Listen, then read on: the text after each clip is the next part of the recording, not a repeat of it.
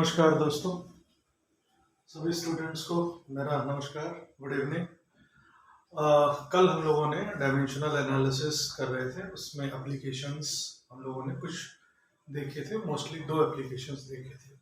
Yesterday we saw how we can apply the concept of dimensional analysis and what can be the possible applications of such dimensions. So in that cases we studies mainly two important applications, and very first was to check the correctness of an equation and to convert from one system of units into another. पहला जो था हमने देखा था कि हम एक system of unit से दूसरे सिस्टम ऑफ यूनिट में कैसे कन्वर्ट कर सकते हैं, और दूसरा हमने ये देखा था कि हम करेक्टनेस कैसे चेक कर सकते हैं। आज हम लोग थर्ड, जो कि प्रोबेबली लास्ट ही एप्लीकेशन है, कि how we can establish relation among various physical quantities. कैसे हम किसी भी फिजिकल क्वांटिटी के बारे में अगर थोड़ा बहुत भी जानते हैं तो डायमेंशनल एनालिसिस की हेल्प से उसका फार्मूला कैसे हम डिराइव कर सकते हैं।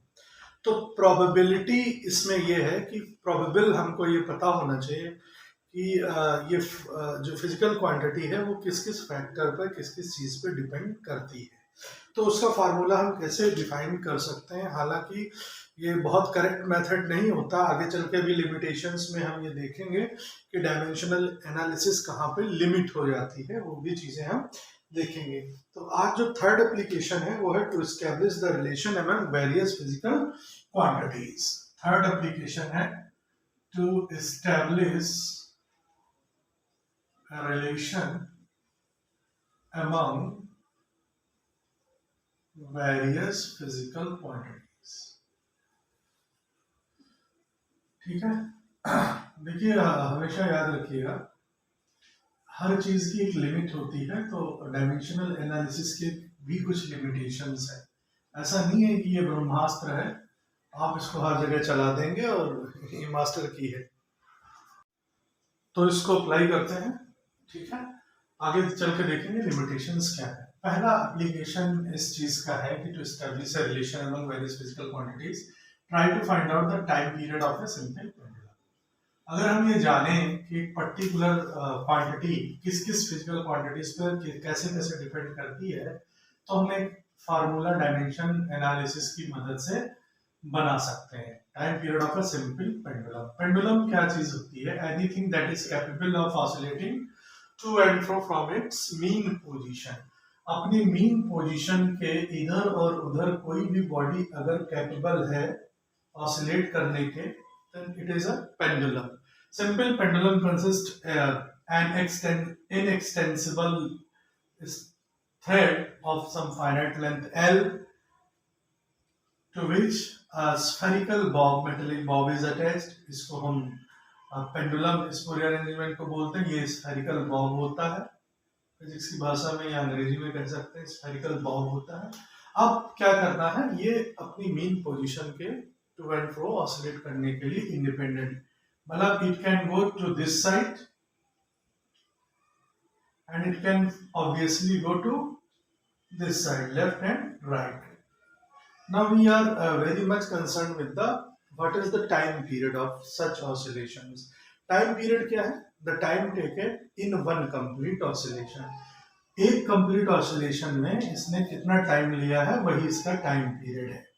तो एक ऑसिलेशन काउंट कहाँ से करेंगे? आपने मीन पोजीशन से देखना है इसके ऑसिलेशन को, वापस जाना है राइट साइड में, राइट साइड से लेफ्ट साइड में, अगेन आपको मीन पे लौटना है। तो ये this counts one oscillation, this counts one oscillation. और आपके पास घड़ी होगी, इसका वॉच, वहां से आप देख लीजिएगा कि एक ऑसिलेशन में क्या टाइम लगा।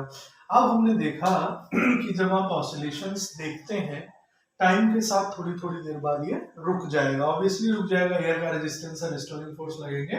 बहुत डीप फिजिक्स में इसकी नहीं जाएंगे क्योंकि ये टॉपिक कंसर्निंग नहीं है, हमें इसके टाइम पीरियड का फार्मूला निकालना है। तो हमें ये आइडिया लग गया कि जब भी आप किसी चीज को हैंग करते हैं तो उसका मास भी इफेक्ट करेगा इसके ऑसिलेशंस को, मे भी कर सकता है, अभी हम श्योर नहीं है। अभी हमें केवल प्रोबेबिलिटी अप्रोच लेके चलना है कि time period may be affected by length of the thread.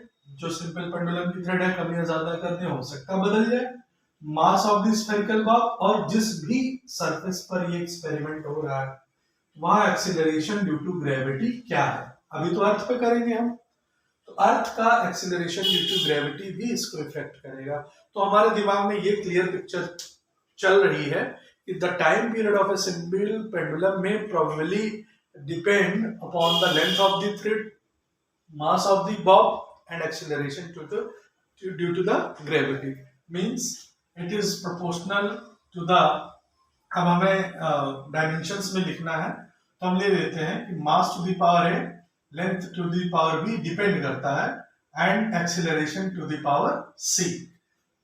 Removing this proportionality we apply a constant, proportionality constant, and proportionality constants don't have any dimension।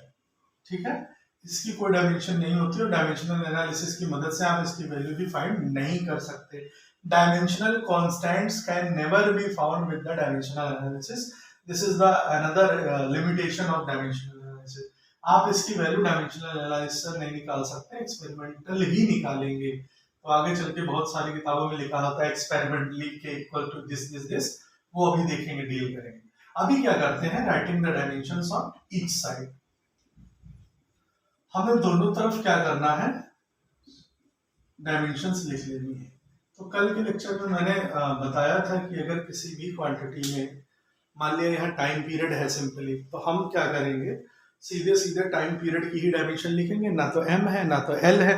तो जब वहां कुछ नहीं होगा तो हम इसमें अपने आप ये कंसीडर कर लेंगे कि उस फैक्टर की पावर क्या है, 0 है। तो राइटिंग द डायमेंशंस, तो t का डायमेंशन तो t ही हो गया।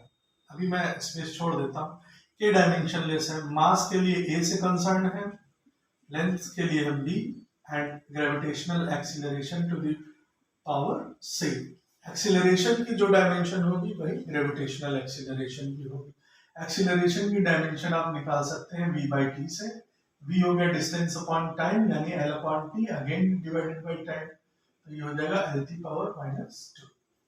ठीक है, ये हमने यहाँ लिख दिया। अब यहाँ m नहीं है, यहाँ l नहीं है, तो आप for the sake of convenience, calculation की कन्वीनियंस के लिए आप पावर 0 लगा सकते हैं, उसकी वैल्यू 1 ही होती है और यहाँ 1 है। आप कंपेयर करिए, m to the power a है और m टू द पावर 0 है, दिस मींस दैट a क्या है, 0। अब यहां देखिए l की पावर्स को ऐड कर लीजिए, पहले एक बार एक साथ लिख लेते हैं ताकि p और पावर c, अब बेस अगर सेम होता है तो powers get added in multiplication, if the base is same the powers get added. तो l to the power b and l to the power c will be added, t to the power -2c। Now you can compare the powers on both sides, means LHS and RHS. This will give A will be equal to 0, B plus C will be equal to 0 and -2C will be equal to 1. Powers को आपने compare करना है base same जिनके हैं उनकी powers को। तो A हो गया 0, B plus C हो गया 0 और हमारे पास -2C की वैल्यू है 1। तो यहां से c की वैल्यू निकाल लीजिए, -½ हो जाएगा। और इस c की वैल्यू अगर यहां पुट करेंगे तो b -½ इक्वल टू 0, तो b की वैल्यू ½ हो गई। a हमारे पास 0 है, b की वैल्यू ½ है और c की वैल्यू -½ है। Let us put in this formula in equation 1। हम सारी वैल्यूज रखते हैं, t equal to k, m to the power a means nothing, 0, l to the power b, b मतलब ½ and g to the power c, c मतलब -½। अब कोई भी power जो 0 में है उसकी वैल्यू 1 हो जाती है, तो ये हम इग्नोर मार देते हैं। और l की पावर ½ और g to the power -½ को अगर हम डिनोमिनेटर में ले जाते हैं, then the sign of the power will be changed according to mathematical rule. So this power can be written with the plus sign as g to the power ½, but in the denominator of l to the power ½. अब combinedly both can be written as l upon g to the power ½, and half power is considered as the square root, means this can be written as square root of l upon g. So we have derived that the time period t is equal to k under root l upon g. Again I am writing, but due to some limitations imposed on dimensional analysis, we are unable to discuss about what does this value of constant depends. What is the value of this constant? ये हमें नहीं पता, but इसके लिए हमें experiment करना पड़ेगा, और एक्सपेरिमेंटली जो k की वैल्यू डेराइव हुई है, experimentally k is equal to, कई बुक्स में आप देखेंगे लिखा रहेगा experimentally k equal to 2 pi, तो ये फार्मूला हो जाएगा t equal to 2 pi under root L upon G. ये फार्मूला का डेरिवेशन भी है, तो आप सर्कुलर मोशन पढ़ेंगे तो वहां आपको दिखाई देगा। तो मुझे लगता है ये चीजें अगर स्टेप वाइज आप करेंगे तो आपको समझ में आ जाएगा। बस मेन थिंग है, अप्लाई करते समय याद रखिएगा कि जिस भी चीज का formula you are going to derive, you must know the probabilistic dependence of that quantity on some other physical quantities which are related with them in the formula. तो जैसे मैंने बिगिनिंग करी कि टाइम पीरियड में be varied by length, mass and acceleration due to gravity, but इसमें mass missing है। यानी if you are hanging a spherical ball of 2 gram either और 2 kg और 2 ton, your time period will not be affected.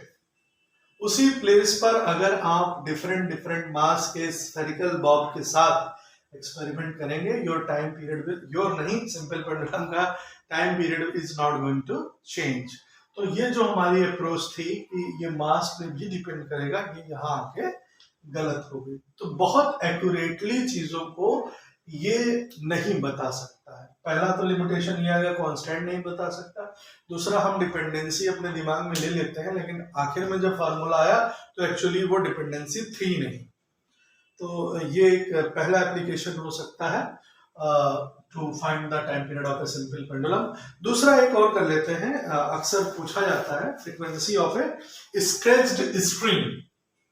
अभी हम relation ही various physical quantities के बीच में derive कर रहे हैं, और उसका दूसरा पार्ट ये है कि हमारे पास कोई स्प्रिंग है, स्प्रिंग ले लीजिए या स्ट्रेच्ड स्ट्रिंग ले लीजिए, means something that can be stretched, and if you want to stretch something you have to apply attention. Suppose you are flying the kite, you always apply attention like this.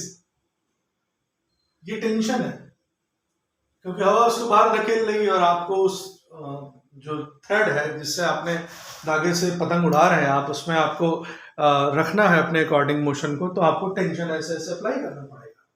तो ऐसे ही हमारे पास एक string है, we are dealing with a string which is being stretched, जिसको हमने stretch किया हुआ है। तो वो स्ट्रेच करके हम कैसे फ्रीक्वेंसी को निकाल सकते हैं वो हम पता लगाना चाहते हैं। तो the second one is the frequency of a stretched spring. फिर से हम उसी कॉन्सेप्ट पे चलते हैं, स्ट्रिंग ले लेते हैं। बार बार मेरे मुंह से स्प्रिंग निकल जाता है, आप स्प्रिंग भी कर सकते हैं। स्ट्रिंग का सिंपल सा मतलब है धागा है, कोई भी चीज हो सकती है जिसके पास कुछ लेंथ है और जिसको हम एलोंगेट कर सकते हैं, खींच सकते हैं, और उसमें इलास्टिक प्रॉपर्टी है, क्योंकि फ्रीक्वेंसी उसी चीज की निकल सकती है that is capable of oscillating, because frequency means number of oscillations in a second. एक सेकंड में कितने ऑसिलेशंस कोई बॉडी परफॉर्म करती है, उसी की काउंटिंग को हम फ्रीक्वेंसी कहते हैं। तो यानी जो स्ट्रिंग हम ले रहे हैं वो इलास्टिक होनी चाहिए ताकि उसमें वाइब्रेशंस हो सके। सिंपल आप थ्रेड को ले लेंगे, धागे को ले लेंगे, तो उसमें वाइब्रेशंस नहीं होंगे, वो फिजिकल लिमिट्स हो जाएंगी उसमें। तो जो फ्रीक्वेंसी है स्ट्रेच्ड स्प्रिंग की, वो डिपेंड किस बात पर करेगी। मान लिया हमारे पास ये स्ट्रेच एक स्ट्रिंग है, धागा है, मान लेते हैं ये इलास्टिक है और इसकी लेंथ है कुछ, तो आपने इसे स्ट्रेच करना है, तो you have to simply attach some mass with this. Mass means क्या है, इसका वेट वर्टिकली डाउनवर्ड लगेगा फिर, क्योंकि it is attracted by the earth. Earth जो फोर्स लगाती है वही बॉडी का वेट होता है। मास को वेट में कन्वर्ट करने का सिंपल तरीका क्या है, you will simply multiply with the acceleration due to gravity. Mass को वेट में कन्वर्ट करना, 9th क्लास में ये सब पढ़ाया जाता है, तो ये बचकानी बातें मैं नहीं करूंगा, आप लोग जानते होंगे, नहीं जानते हैं तो आप जानने होंगे। तो अब हमने ये देख लिया कि आप जब तक इस पर वजन नहीं लटकाएंगे तब तक इसमें एक टेंशन आएगा नहीं, खिंचाव नहीं आएगा। तो पहली बात तो ये पता चल गई कि फ्रीक्वेंसी जो है, फ्रीक्वेंसी का सिंबल हम एन लिए ले रहे हैं, म्यू भी ले सकते हैं। फ्रीक्वेंसी जो एन है वो पहला तो डिपेंड करती है टेंशनल फोर्स या टेंशन ही एक फोर्स होता है। और जो काम आप नॉर्मल सरफेस पर किसी बॉडी को रखते हैं तो जो रिएक्शन का काम होता है, रिएक्शन हमेशा वेट से बैलेंस होती है, वही काम किसी अटैच्ड मास का स्ट्रिंग के साथ अटैच्ड है, वही रिएक्शन की प्लेस ले लेती है टेंशन। तो टेंशन बेसिकली mg ही होता है और फोर्स भी यही होता है if a is replaced by g। तो t का सिंबल टेंशन को हम यहाँ पर t ना लिख के f ले रहे हैं क्योंकि t फिर टाइम पीरियड से आप रिलेट करने लगेंगे। तो पहला ये हो गया कि फ्रीक्वेंसी डिपेंड कर रही है टेंशन पर, जिस भी स्प्रिंग को आप स्ट्रेच करने वाले हैं। अब उसकी लेंथ पर भी डिपेंड करेगी फ्रीक्वेंसी, कम या ज्यादा। अभी हम केवल प्रोबेबिलिटी ले रहे हैं, सोच रहे हैं अपने दिमाग में, बाद में देखेंगे फार्मूला क्या इन चीजों को जस्टिफाई करता भी है। जैसे वहां मास को उसने इग्नोर मार दिया था, तो देखेंगे अभी आगे चल के। दूसरा क्या है, जो भी आप स्ट्रिंग ले रहे हैं उसका मास पर यूनिट लेंथ क्या है।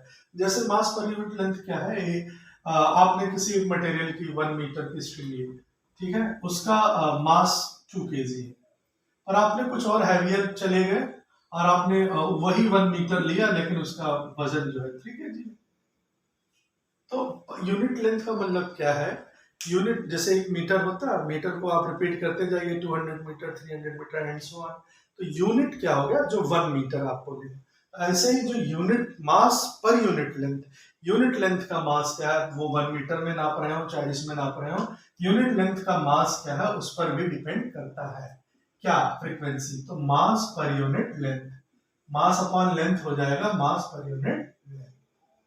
मास पर यूनिट लेंथ के डायमेंशन देखिए, mass is divided by length, तो डायमेंशन क्या हो गई, ml - 1। यहीं पे कंफ्यूजन क्रिएट होता है। मास पर यूनिट लेंथ, मास को डिवाइड करना है लेंथ से, ठीक है। जैसे कहा जाए कि हम बाजार से गए, बिजली का एक, इलेक्ट्रिसिटी का एक केबल का बंडल लेके आए हैं, उसमें 50 मीटर का वेट जो है वो 20 kg है, ठीक है। तो 50 का, तो 1 मीटर का क्या होगा, तो यूनिटरी मेथड लगा के आप निकाल सकते हैं। खैर वो डिटेलिंग में मैं नहीं जाऊंगा। तो frequency possibly depends on the tension you have applied on the particular length of the string and the mass per unit length of the string। ये तीन चीजें हो गई, एक तो टेंशन हो गया, दूसरा लेंथ हो गया, और तीसरा हो गया हमारा मास पर यूनिट लेंथ। अब इनके बीच हमें रिलेशन एस्टेब्लिश करनी है, तो हम ये कंसीडर कर लेते हैं कि the frequency n depends upon the tension raised to the power a, tension is denoted by F, length to the power B, and mass per unit length to the power C, where m is mass per unit length. Don't get confused that m denotes mass. No, I have already said that this is the mass per unit length. So mass is divided by the length. Again, we will replace this proportionality by a constant k, which is dimensionless, m to the power C. Writing the dimensions on both sides. दोनों side में आप dimensions लिखिए, देखते हैं क्या मिलता है। Frequency basically मैंने अभी बताया number of oscillations per unit time. तो फ्रीक्वेंसी हमेशा रेसिप्रोकल होता है 1 टाइम पीरियड, यानी 1/t के। तो 1/t माने t to the power -1। तो फ्रीक्वेंसी की डायमेंशन क्या हो गई, t - 1 के डायमेंशनलेस। F क्या है, टेंशन, टेंशन मींस फोर्स, और फोर्स की डायमेंशन क्या है, ms है। a की डायमेंशन lt पावर -2, m से मल्टीप्लाई कर दीजिए, mlt पावर -2, देखते जाइएगा। Power a, length to the power b। अब यहां मास पर यूनिट लेंथ मींस m/l, यानी ml inverse two the power c। अब यहाँ m नहीं है, l नहीं है, तो हम अपने कैलकुलेशन के लिए, इजी बनाने के लिए m to the power 0, l to the power 0 ले रहे हैं, और पावर t की -1। अब ये powers we are going to adjust, means if the bases are same then the powers get added in multiplication. See, simple mathematical rule. M to the power a and here is m to the power c, means total we have in totality m to the power a plus c. L to the power a, L to the power b and L to the power minus c. This minus 1 will be multiplied by c. L to the power a plus b minus c and t to the power minus 2a. ये आपके पास एक arrangement बन गया m to the power a plus c, L to the power a plus b minus c and t to the power minus 2a. तो dimensional balance के लिए, for dimensional balance, dimensions on both the side should be same, है ना। तो same होने के लिए हमें क्या करना चाहिए, a प्लस c को किसके इक्वल इक्वेट करना चाहिए, सेम पावर के लिए जो बेस सेम है, यानी a plus c is obviously equal to 0, a plus b plus c is obviously equal to, a plus b minus c is obviously equal to 0 and minus 2a is exactly equal to minus 1. This minus minus cancelled out and a is equal to half. If you know the value of a, you can simply put it here. What you will get, if a is half then c will be minus half. Right side आ जाएगा, a और c पता हो गया, अब इसमें रखो, a है half, b minus c है माइनस हाफ, तो ये प्लस हो जाएगा 0, तो ये हाफ प्लस हाफ 1 हो जाएगा, तो b की वैल्यू क्या आ जाएगी, -1. a मिल गया तुम्हें हाफ, c मिल गया माइनस हाफ और b मिल गया -1. Put it in equation 1 again, put it 1 all the values a b c in 1, put. चलिए पुट करते हैं. What we will get, k f to the power a means half,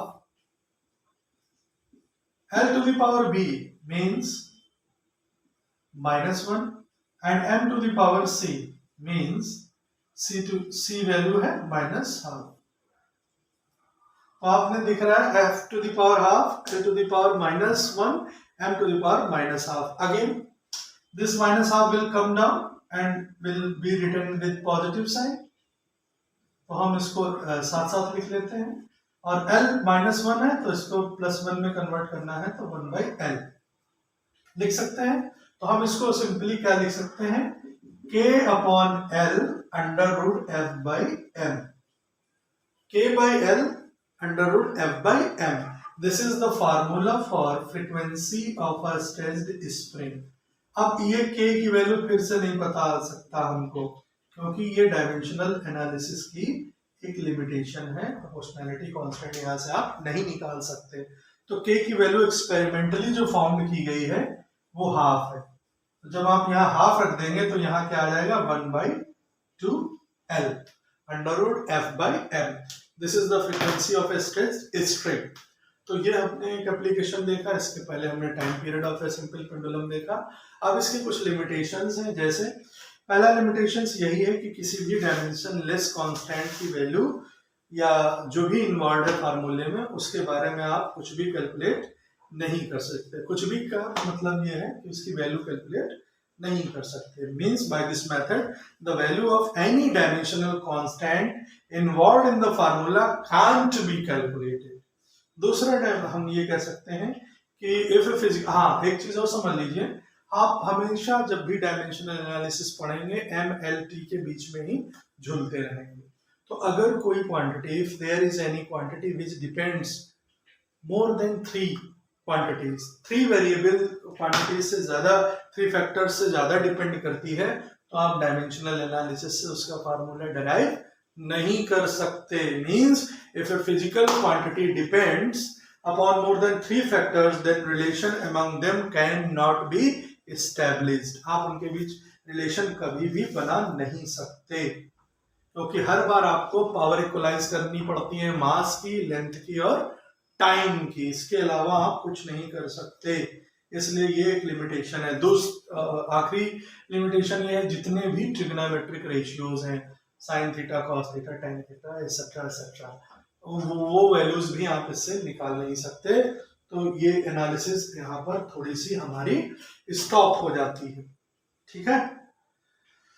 दूसरा एक मेरी तरफ से ये है कि डायमेंशनल एनालिसिस से आप फार्मूला बना लेंगे, यूनिट बना लेंगे, पर आप कभी ये नहीं बता सकते हैं कि वो स्केलर है या वेक्टर है। जैसे एक एग्जांपल ले लेते हैं, हमने कहा स्पीड हो या वेलोसिटी हो, दोनों की डायमेंशन वही है। वेलोसिटी एक वेक्टर क्वांटिटी है, हम प्रीवियस नॉलेज से जानते हैं, because velocity is defined as displacement upon time and displacement is a vector quantity. Displacement is again a length and time is t. You will get L t power minus 1, the dimension of velocity. Now if we are asked about the speed, what will be the speed? Displacement will be replaced by distance and time will remain the same. Distance again length L and t minus 1. तो अब अगर किसी ने आपको बता दिया है कि you have a formula, dimension formula L t power minus 1, what does it predict? Somebody will say that it predicts velocity, is absolutely right, he or she, and if somebody predict that it represents speed, he or she is also right. So we cannot determine by the dimensional formula whether this quantity is, whether a particular quantity is scalar or vector. तो ये भी एक तरीके का limitation है। और दूसरा मैंने कहा था अभी एप्लीकेशन पढ़ाते समय कि डायमेंशनल एनालिसिस एग्जैक्ट फॉर्म किसी भी फिजिकल फार्मूले का डिराइव करने में कैपेबल नहीं है, क्योंकि डायमेंशनल कांस्टेंट आ जाते हैं, उनके बारे में वो कुछ भी नहीं बताता है। अब जैसे आपके साथ प्रॉब्लम क्या होती है, आपसे मैंने कहा कि जितने भी ट्रिग्नोमेट्रिक रेशियो हैं उनकी कोई भी डायमेंशन नहीं होती है। और एक कभी क्वेश्चन जब आप करते हैं तो कहते हैं साइन, जैसे हमने कहा y equal to a sine omega t minus K X कुछ ले लिया, तो आपने कहा अरे साइन के साथ जो ये लगा हुआ है इसकी तो डायमेंशन ही नहीं होती है, तो इसकी कोई डायमेंशन ही नहीं है। बात सही है आपकी, साइन के साथ जो चीज लगा है उसकी डायमेंशन नहीं है। इसका मतलब क्या है, वो m की power 0, l to the power 0 और t टू दी पावर 0 पे डिपेंड करता है। डायमेंशन का मतलब क्या है, उसकी पावर्स 0 है, ठीक है। तो बच्चे क्या करते हैं, कहते हैं इनकी कोई डायमेंशन ही नहीं है और ऑप्शन उनको मिल जाता है। तो एक अभी मैं नीट के क्वेश्चन पे बात करूंगा। पहले एक क्वेश्चन है, एक किसी वेव की इक्वेशन है, मान लिया लिखते हैं y equal to R sine omega, देखते जाइएगा, y equal to R sine omega X by V minus K into pi, X by V minus K into pi, where the symbols have their usual meanings. What are the dimensions of x and k? x and k की dimensions क्या है हमें निकालनी है। अब पहली जो गलती होती है कि यार साइन के साथ जो लिखा हुआ है उसकी तो कोई डायमेंशन होती ही नहीं है, तो डायमेंशनलेस है। क्यों? क्योंकि आप कहोगे since omega X by V minus K pi is angle, ये तो एंगल हो गया, क्योंकि साइन के साथ जो चीज लिखते हैं आप ट्रिग्नोमेट्रिक रेशियो के साथ वो एंगल हो जाता है, तो it is a dimensional less quantity, so it is dimensionless.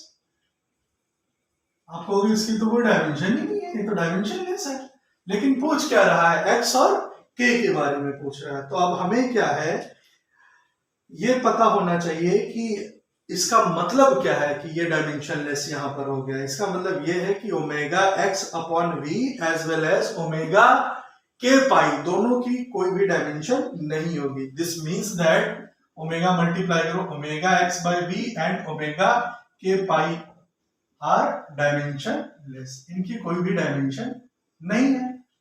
अब ये सवाल पूछ रहा है तो ये मूर्ख तो है नहीं पूछने वाला। अब यहां पर टेक्निक क्या है, टेक्निक ये है कि अभी अभी हमने कहा कि जिस चीज की डायमेंशन नहीं होती है वो उस जो उसकी पावर्स एंड डायमेंशंस में वो 0 है, ठीक है। यानी इसकी अगर डायमेंशन नहीं है तो ये किसके इक्वल होना चाहिए, अगर हम ओमेगा एक्स अपॉन वी ले लेते हैं, इसकी डायमेंशन लेस है, यानी ये mass to the power 0, length to the power 0 and time to the power 0 पे डिपेंड करता है। यही मतलब है इसको लिखने का, यानी सबकी पावर 0 है, यानी ये किसके इक्वल है, 1 के। और आपको पहले किसकी डायमेंशन निकालनी है, क्वेश्चन क्या कह रहा है, x। तो अब यहां से x की डायमेंशन क्या हो जाएगी, पहले x रोकिए, यहां पर v इधर मल्टीप्लाई हुआ अपॉन ओमेगा, यानी dimension of v dimension of omega, और वो डिनोट करेगा रेशियो डायमेंशन ऑफ x, ठीक है। अब ओमेगा यहां पर फ्रीक्वेंसी है, v यहां पर स्पीड है, ये आपको दिमाग में लाना होगा, ठीक है। ओमेगा क्या है? फ्रीक्वेंसी, एंगुलर फ्रीक्वेंसी कह सकते हैं, और v यहाँ पर स्पीड है।